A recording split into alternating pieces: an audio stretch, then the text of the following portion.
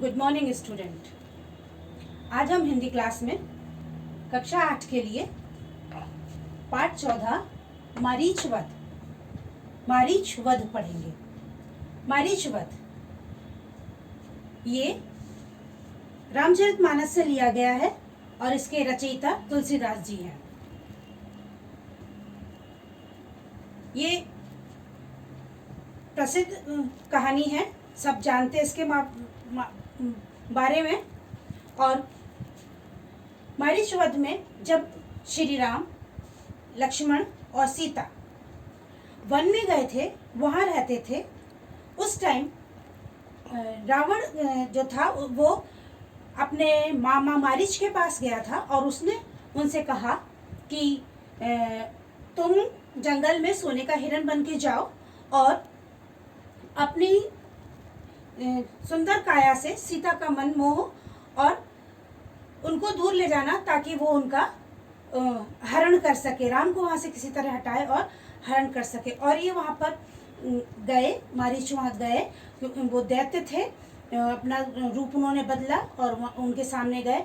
और वैसा ही हुआ, सीता ने उनकी जो सोने की खाल देखी, उसकी हिरण की, उनका मन मोह लिया उसने और उन्होंने राम से आग्रह किया कि मेरे लिए इसकी चर्म को ले आओ।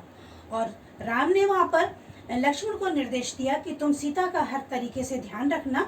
और वो उसके लिए जाते हैं, उसको मारकर, उस हिरण को मारकर उसकी खाल को लेने के लिए। और जब वो जाते हैं और काफ़ी दूर निकल जाते हैं तो वो जंगल में जाके ऐसी आवाज़ निकालता है जिससे कि, और वो आवाज़ यहाँ इन लोग तक आती है, लक्ष्मण और सीता तक, जैसे कि राम किसी संकट में है। जब वो राम संकट में होते हैं, उनको संकट में समझकर लक्ष्मण जो है वो इसका एक रेखा खींचते हैं और उनसे कह के जाते हैं सीता से कि तुम बाहर मत निकलना। और वो उनकी सहायता के लिए जाते हैं। और जब वो जाते हैं और तब वहाँ पर रावण जो है वो उनका हरण कर लेता है, उनको चुरा ले जाता है। और इसी पे उसमें जब उनका वध होता है, मारीच का वध होता है, तो मारीच जो है वो भगवान राम को याद करता है, उनका स्मरण करता है और भगवान राम उसको मोक्ष देते हैं, मोक्ष की प्राप्ति कराते हैं उसको। तब उसको, क्योंकि वो एक दैत्य था लेकिन वो राम का बहुत बड़ा भक्त था, और वो जब मरते वक्त उनका नाम लेता है तो उसको मोक्ष प्राप्त होता है और देवता जो है उनके ऊपर फूलों की वर्षा करते हैं। ये इस पाठ का अंश था, इसका सारांश था। अब आपके शब्दार्थ है, शब्दार्थ देखिए। शब्दार्थ इसका तेही उस, बन, बन का मतलब है वन, दशानन रावण, गयऊ गया, कपट धोखा, मृग हिरण, विचित्र अनोखा, बरनी वर्णन, कनकदेही सोने का शरीर, छाला खाल या मृगचर्म, सत्संग वचन को पूरा करने वाला, आनहु ले आओ, वैदेही सीता, विलोकी देखकर, कटी कमर, परिकर कमरबंद, करतल हथेली, रुचिर सुंदर, विपिन वन, वन में, विचारी सोच विचार करना, निशिचर रात्रि में